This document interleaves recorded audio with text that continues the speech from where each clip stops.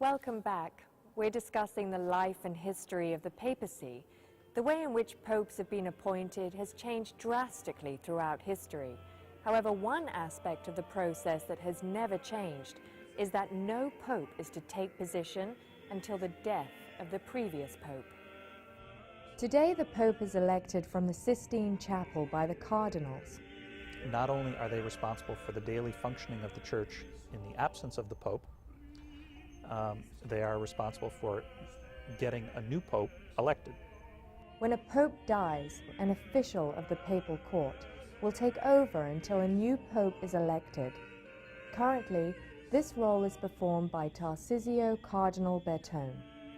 Traditionally, the first thing he does is verify the pope's death by calling out his name 3 times from St. Peter's Square. When there is no response, it is officially confirmed that the pope has passed on. From there, it is decided among up to 120 cardinals what type of pope is needed to head the church. At one point, the number of cardinals was 70, then 120. From the 13th century on, generally the cardinals selected one of their own. The conclave, as it is called, takes place over a span of roughly 15 to 20 days. However, there have been cases when this has lasted for years. In the 13th century, it took almost 3 years to elect a new pope. Sometimes, in the church's history, the crowds in Rome have hurried up the cardinals in one way or another. Either they've stopped food from going into the quarters of the cardinals as they are meeting. Sometimes they will pelt the quarters with stones. We don't have this nowadays, of course, but when the conclave drags on for weeks and months and sometimes years, the crowds can get a little antsy. When Pope Clement IV died in 1268, the cardinals found themselves in a political battle in which several cardinals refused to vote. To push the cardinals to vote, they were only given bread and water to eat, and the roof above where they stayed was removed. These drastic actions seemed to work because a new pope was elected shortly after. Once a decision is made, the cardinals head to the conclave where the papal voting begins. So that the College of Cardinals meets. It holds 2 votes per day. It is in conclave until a pope is elected, and supposedly it's to be secret.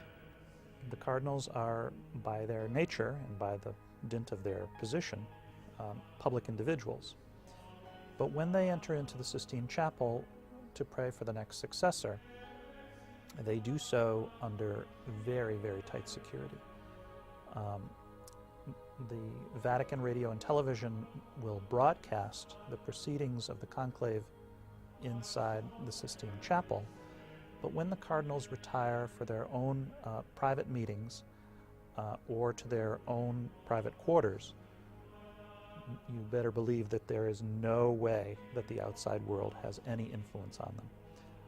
The walls are swept for all kinds of listening devices. Security is very, very tight. To qualify for the position of pope, one must be an ordained bishop, and he must receive at least 2/3 of the cardinal votes. Usually the cardinals select one of their own, but this is not mandatory. Theoretically, someone outside of the College of Cardinals could be selected pope.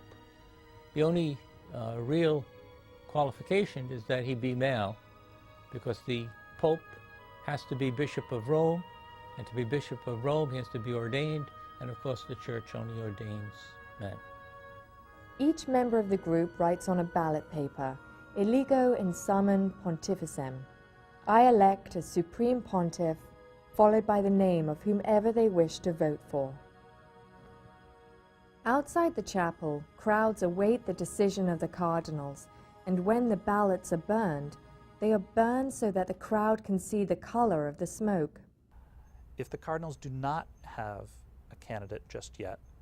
Black smoke is sent up through a mixture of hay and the ballots themselves. Black smoke is sent up a chimney on top of the Sistine Chapel, and the crowd is alerted that there is in fact no pope yet. But when white smoke goes up that same chimney, this alerts the crowd that good news is about to befall them.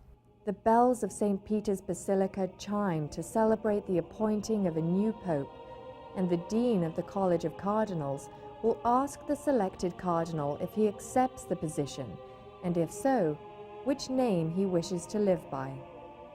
Once established, the cardinal immediately becomes Pontifex Maximus, the Holy Roman Pontiff.